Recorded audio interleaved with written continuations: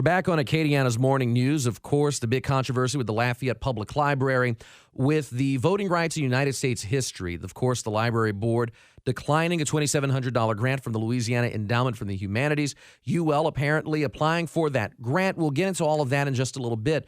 Right now, joining us on the phone, State Senator Gerald Boudreaux. And Senator Boudreaux, you put out a statement on Tuesday.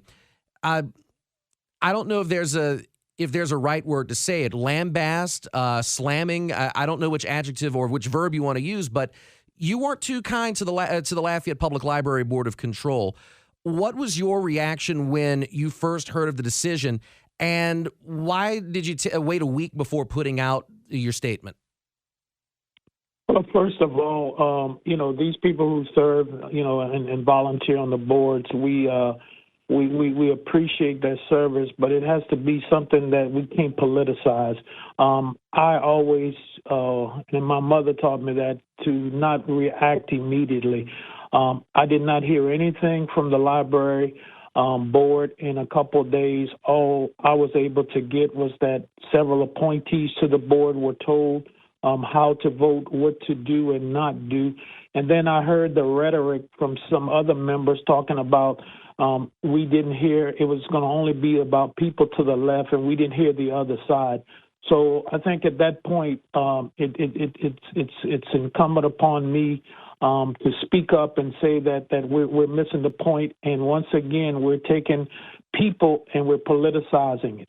The voting rights history in this country is something that's established, is something that happened, and that we can't forget it.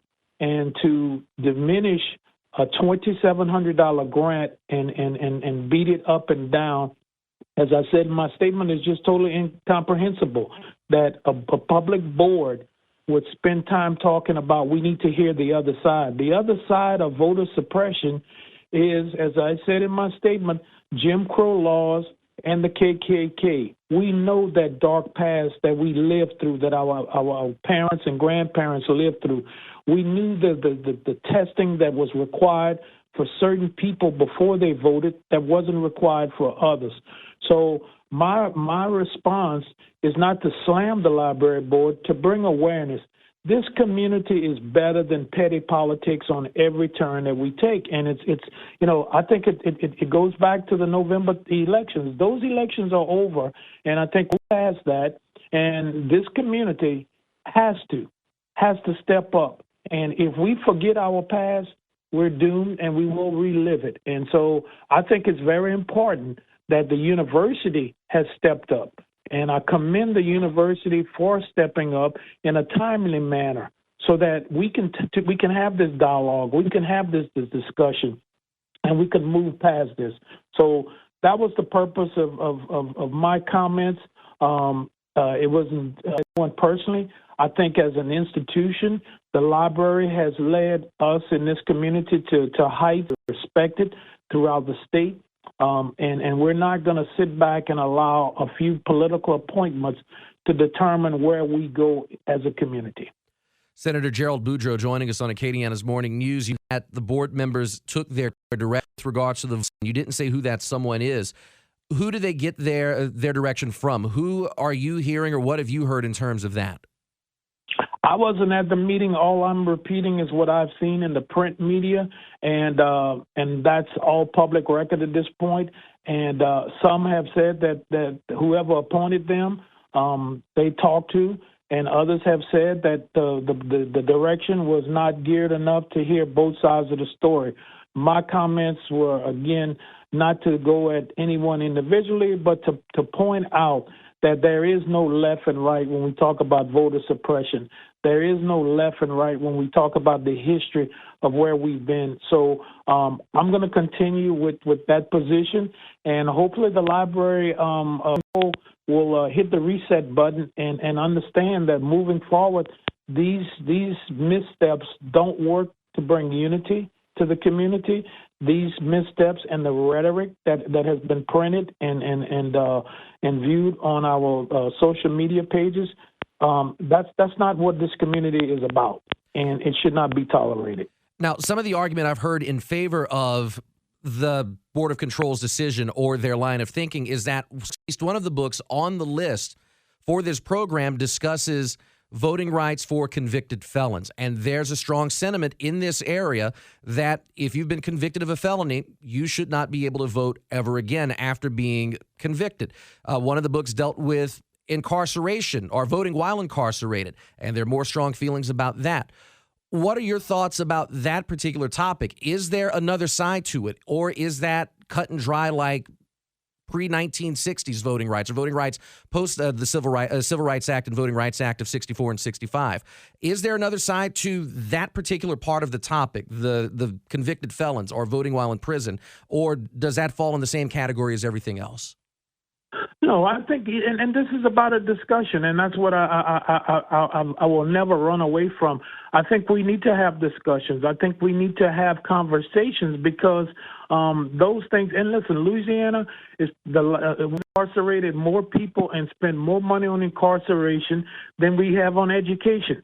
So if we want to continue to have that mindset, we're going to continue to be 50th in every category. I don't subscribe to that agenda. I think when we talk about incarceration, I think when we talk about people who were convicted, that if they have paid their debt to society, then we need to decide at what point do they come back into society and at what cost. Because once they're released, hopefully they're tax-paying citizens. We can get them on, the tax rolls, and they become productive. So no, I'm not putting one size fits all. I'm saying all of those need to be areas of discussion, conversations, and at the end of the day, that's all it is conversations and discussion. The grant was about the past.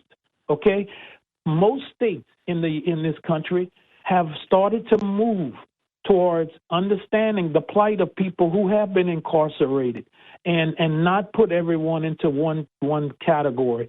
And they have been able to address, depending on the level of the crime, how do we handle those? Again, the discussion and the conversation is intended to move the needle, to have some type of dialogue as to, first of all, where we've been and where we want to go. And as I said, we've already learned locking everybody up and throwing the keys away, it has not produced anything other than a large debt to society and to those taxpayers. Senator Gerald Boudreaux joining us on Acadiana's Morning News. And Senator, it's not lost on me, it's not lost on a lot of people that this discussion is happening at the very beginning of Black History Month. You've lived through part of the civil rights movement. Your parents did. My grandparents did. This is something that's not far removed in our history. I couldn't have put it any better. As we celebrate Black History Month, what better time, first of all, to have a discussion than during Black History Month, which would highlight that. But more importantly, the awareness, the educational perspective. Now is the time to have those, and I just don't feel rejecting a $2,700 grant is something that's responsible for board members to do. Now, in terms of Black History Month, with the discussion that's being held now and the polarization we're seeing in this discussion over the grant, over the program, for you as a legislator, as a Black man, what does this tell you about where we are in America and how far we've come and how far we still need to go? We have a lot of work ahead of us. We talk about race relations and we talk about issues throughout the community, and we're not there. I'm not one of those that play the race card. I call an ace and a spade, and I think we all need to look in the mirror and reflect. And that's why, when I do send out releases, it's never going to attack anyone in particular, but we got to attack the source of what's causing whatever the problem is. In this case, we are not where we need to be as a community, as a state, or a country, when everything that we do to help and to encourage and to engage people at every level becomes a political football. That is not going to get it done. So, as an African-American male, it's disappointing, especially with people who know better. And I continue to pray, and I'll continue to say prayers are going to get us through this, because that's the divine intervention. Is the only thing that I can see, because when the agendas are set and we're going to decide, before anything is read, our position on an issue, that's not democracy. That's not where we need to be. Senator Gerald Boudreaux joining us on Acadiana's Morning News. Last question before we let you go, Senator. Will this entire situation, will this lead to anything happening in the legislative session, whether it's a bill pertaining to voting rights or expanding access to the ballot during a time of a pandemic or other emergency, or permanently? Will this discussion surrounding voting rights eventually lead to some sort of voting legislation being passed or being considered during the legislative session? No, I'm not. I don't have any intentions of doing that to address that. But let me just share with you that it's an ongoing process in the legislature and in legislatures in all 50 states, where we look at how we make voting more accessible. How do we take into consideration our seniors, our elderly, those in nursing homes?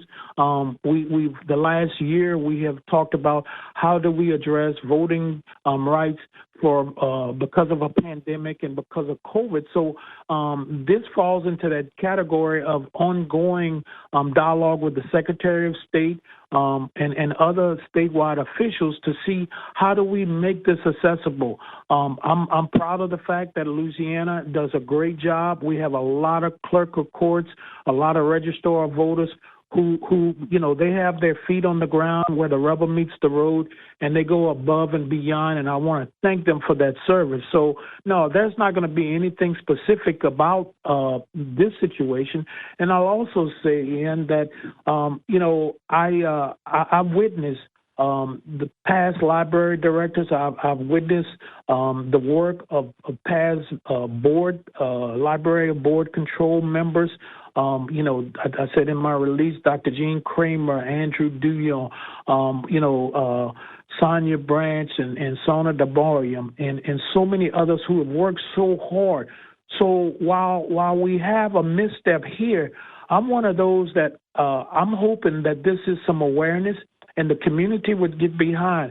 We have invested millions of dollars into our public library system. That's a public library system, and that belongs to the people of this community. And so my challenge is that the library board works with the staff so that we can continue to maintain top-flight programs. We encourage and engage participation from all sectors of the community, as we appreciate the previous work of so many in our community. Senator Gerald Boudreaux joining us on Acadiana's Morning News. Senator Boudreaux, as always, we appreciate the time. Thank you very much, and please give Kenneth our best when you see him. Thank you for the call, and thanks for the work that you all are doing to keep this community above politics and that negative rhetoric. We are better than that. Thank you. Thank you, Senator. Appreciate it.